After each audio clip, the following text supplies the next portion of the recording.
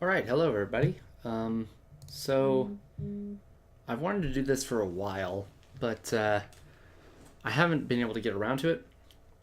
This is a series we're going to call Dungeon Master Horror Stories. Um, I've been playing D&D for about 2 years now. Um, been DMing most of that time. Uh,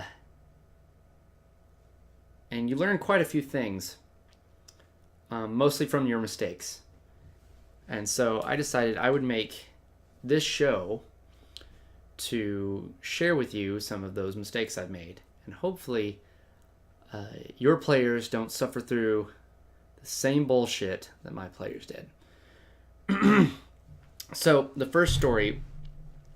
Now, not all the stories are going to be about ways that I've screwed up while I'm DMing. A few of these stories. Hold on. Whoa. A few of these stories will be about a couple of the other DMs that I've had. But I figured the first episode we would start with horror stories of mine.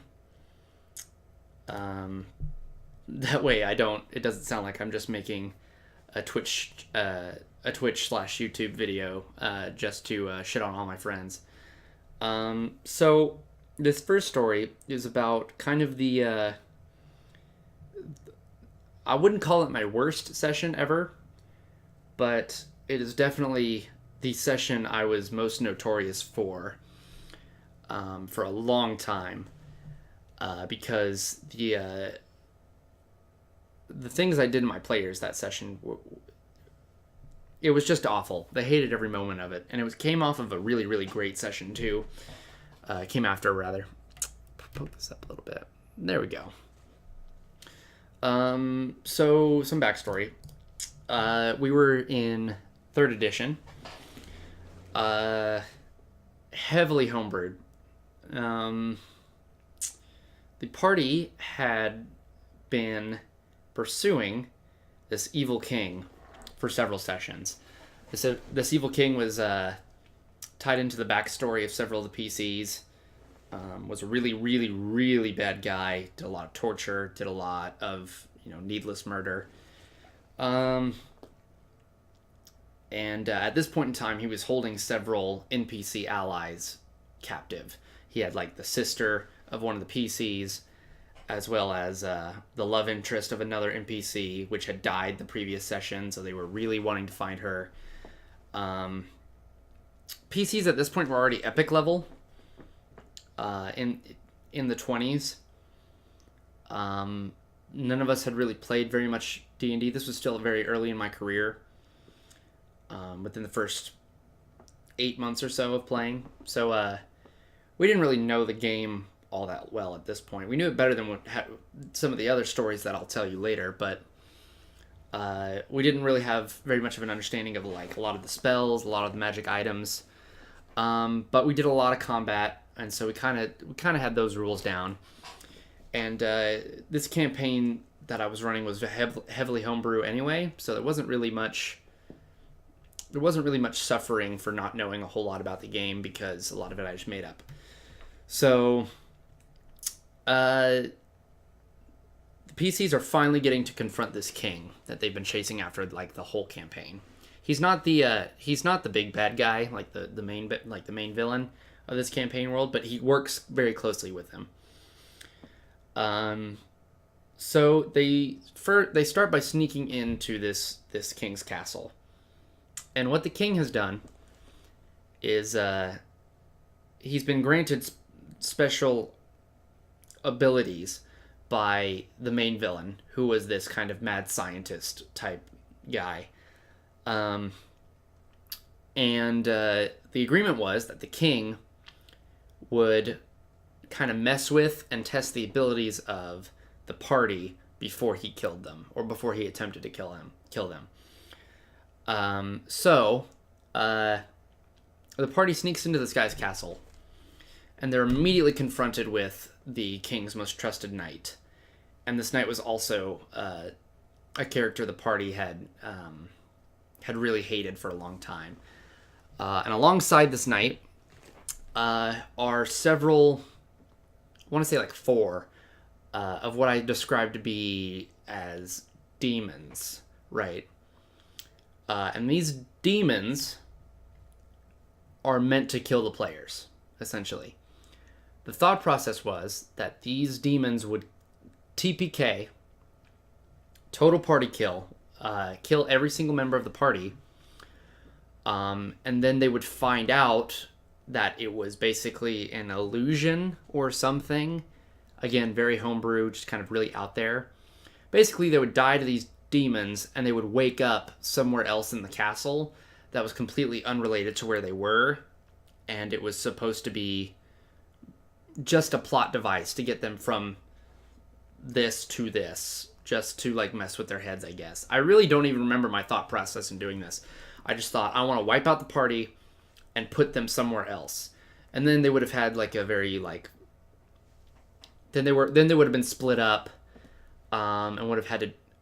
Oh yeah, that was the idea. So the idea was that they would wake up in 5 separate rooms, and they would each go through kind of a mini dungeon in order to meet back up.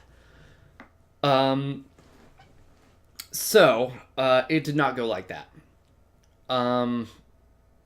The session before had been one of the players' favorite sessions. It's highly regarded as one of my best sessions, so it very much contrasted this other this session. One of their NPC allies basically ambushed them in the streets and killed one of them. And he revealed that after surrendering, after he was losing the fight, he revealed that he was being blackmailed to attack the party by this king who had captured this guy's girlfriend. So, in order to right his wrong, he sacrifices himself to revive the player that he killed. So she comes back, and she's quite happy. Her player actually cried that session, so I was very proud to I was like, achievement unlocked. Move a player to tears by your awesome story, right? So I almost went into this next session very arrogantly. So they go up against this knight, and they immediately kill him. Like, it takes very little. I don't remember if he was like super underleveled or what, but yeah, it took like maybe 2 or 3 rounds before they just dropped him, and he did like trivial amounts of damage to the players. In fact, if I went back and asked somebody to recount this story to me, ask one of the players to recount the story to me, they probably wouldn't even mention the knight because he was that forgettable. So they drop the knight, and they've got these 4 devils or demons rather, to deal with. So these demons, I've got them pulled up here in the 3.5 monster manual. They're called Balors, and you can see right here. This is them, like these scary looking MFers right here. They are CR20 creatures, and the party was like level 22 at this point, so I thought surely like 4 CR20s will drop them like that. Problem was, one of the things that makes Balors a CR20 are the fact that they carry Vorpal longswords. You'll see that here. Now, I don't think it's included in any of their statistics here, or in any of the mentions of their tactics. Well, maybe. But a Vorpal sword is an instant kill on a critical. So basically, if these Balors ever, rolled a 20 on an attack, a party member would instantly, it's described as being decapitated, would be decapitated and die. Now, I didn't want to kill them, as I said earlier. I wanted to kill them and then move them to a different part. So I didn't want them to be decapitated. Instead of reflavoring the Vorpal sword, I just took the Vorpal sword away.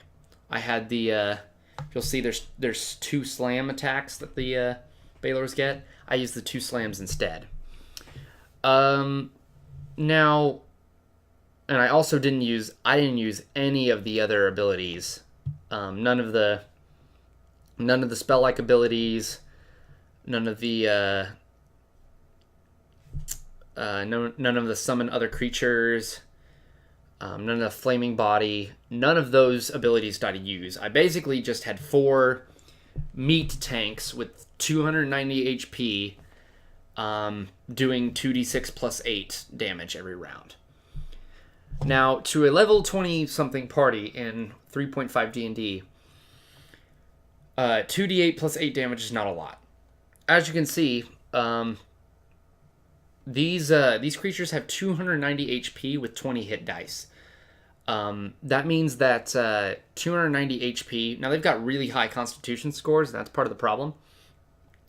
But the PCs each had about probably around 200 HP, if not the 150 area.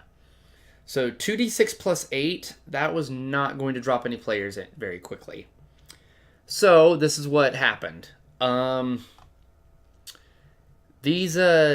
ran combat, and for what felt like hours, what probably was hours, we were fighting these Balors. And I basically, like, I brain farted. I didn't know what I was doing. I wasn't sure what was happening. I wasn't sure why the party wasn't dying to these Balors. Half the time the Balors were missing because their ACs were high enough. Sorry, I said 2d6 plus 8 earlier. I meant 1d10 plus 7 down here. And the party was not having it. They were pissed. I dropped the very first player I was able to actually drop was the player who died the what do you call it? The session before.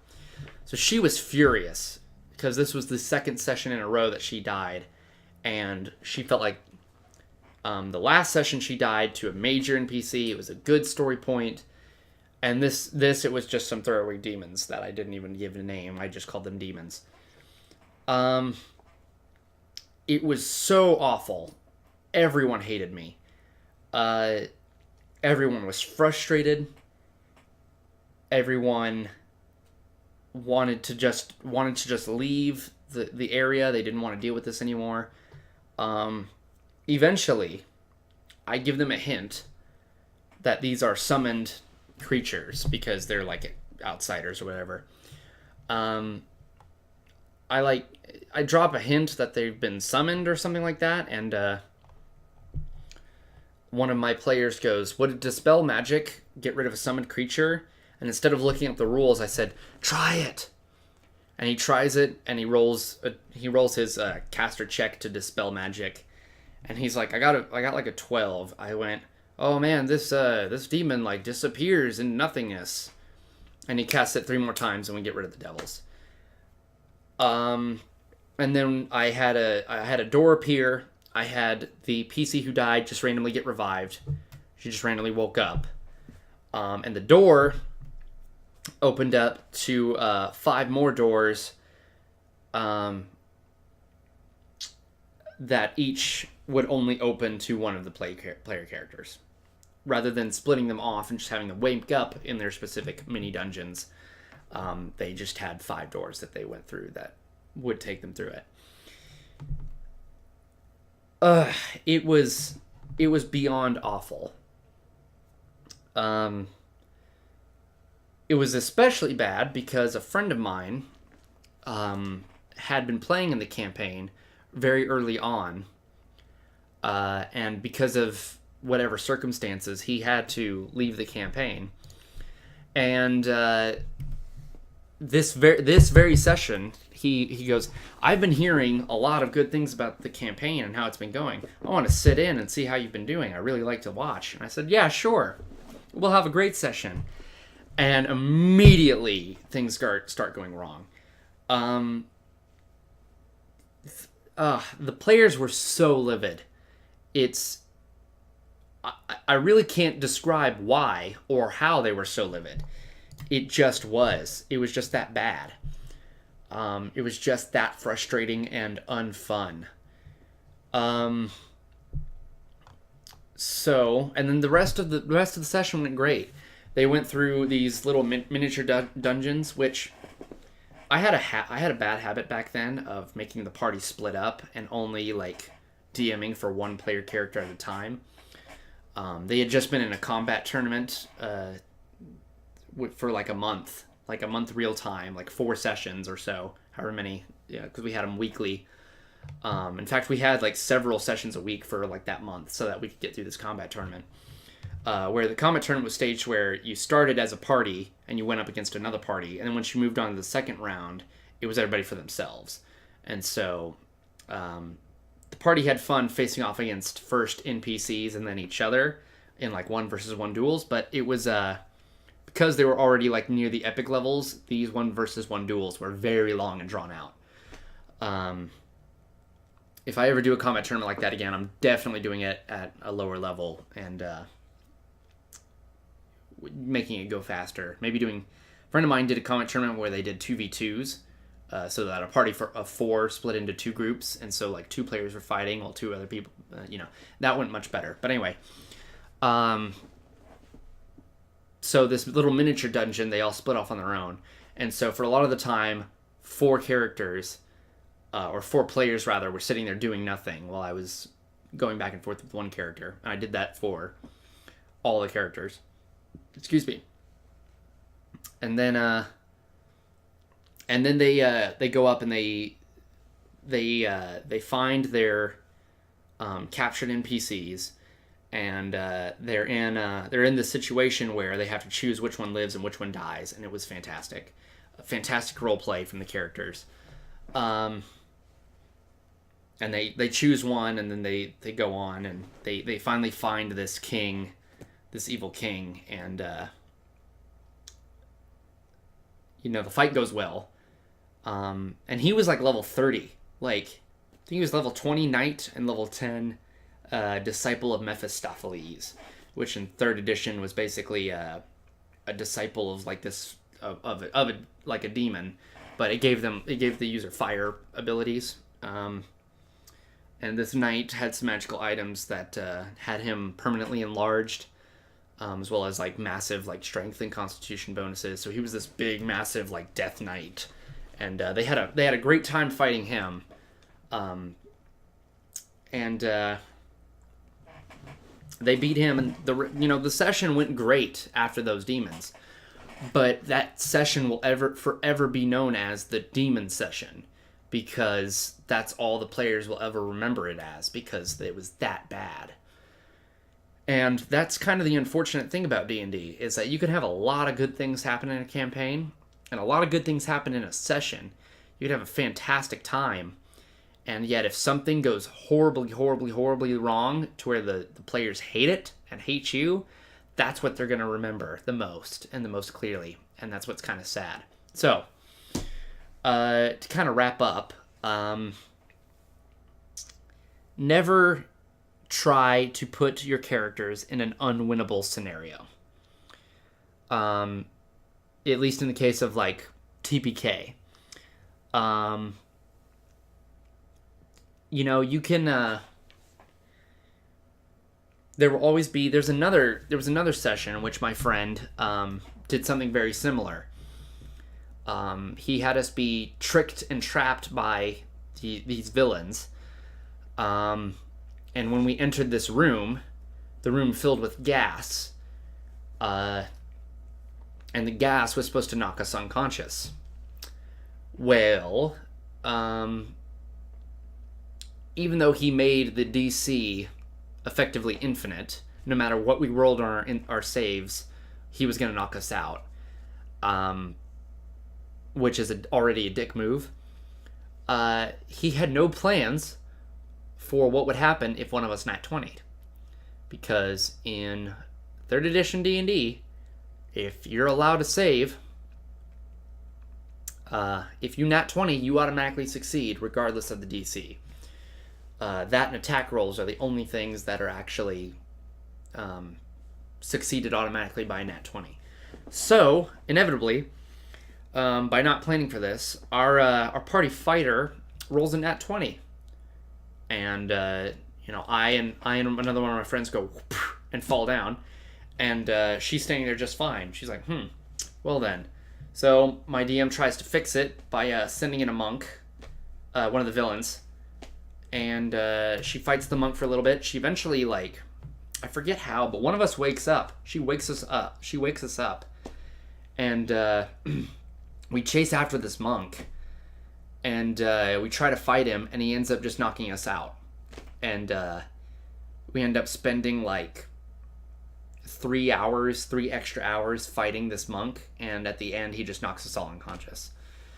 And we said, hey, DM, was there any way for us to win this scenario? Did you really was your plan to stop us at any cost to continue your story? And he said, yeah, basically. And we were like, you're an asshole. Like, it was awful. So there are plenty of ways to get your players to do what you want, and there's plenty of ways for your villains to succeed. Those ways do not include sending things at the party that they physically cannot handle. It also does not include things that they have the illusion of succeeding in that they're supposed to fail, because they will fight until you are exhausted of DMing, because the dice won't kill them. They just won't die. And so I will never use Balors again, no matter the campaign setting. I will never, ever, ever use Balors again, even if I run them properly. It's just kind of something I've sworn off. But and they're really cool. They're really cool enemies too. Vorpal swords are really crazy. Blasphemy is a great spell. Dominate monster. Like, they've got some cool abilities that would make them really solid boss monsters. But don't strip them of all their abilities and then throw 4 of them at a party. No, the party doesn't like eating through a combined total of 1,200 hit points. Just don't do it. Just don't. So yeah, I've probably rambled on enough. That pretty much covers it. If you're wanting to do something like this, just don't make cool set piece encounters and make cool random encounters. Don't make encounters that are very generic that they're supposed to lose. It sounds obvious, but sometimes even the best DMs are clouded by, this will be great, or they just, I probably, when I was planning this session, probably didn't put a lot of thought into it. I just said they'll face 4 CR20s, it'll kill them, it'll move this, and then we'll begin the actual dungeon. And then I put a lot of plan into the boss, put a lot of plan into the dungeons the little mini dungeons they'd be going through. And then I probably just said, what's this good monster? Balor. Yeah, cool. Fits the theme. The Evil Knight has fire powers. They've got, like, fiery stuff. Yeah, Balor. Let's do it. All right. And then we got into the session, and instead of correcting things when I realized they were going wrong, I let it drag out for hours and hours and hours. And the worst thing was that my friend who was sitting in left during the demon fight. Because he was like, well, I'm going to bed. See you guys. Good luck suffering. And then we ended up having this fantastic session that he wasn't there to see. And the only impression he ever got out of that campaign, like, from the point he left, which he left when it was still when we were in our early stages of D&D, where it was absolutely awful. From the point where he left to the end of this campaign, his only impression was this demon fight.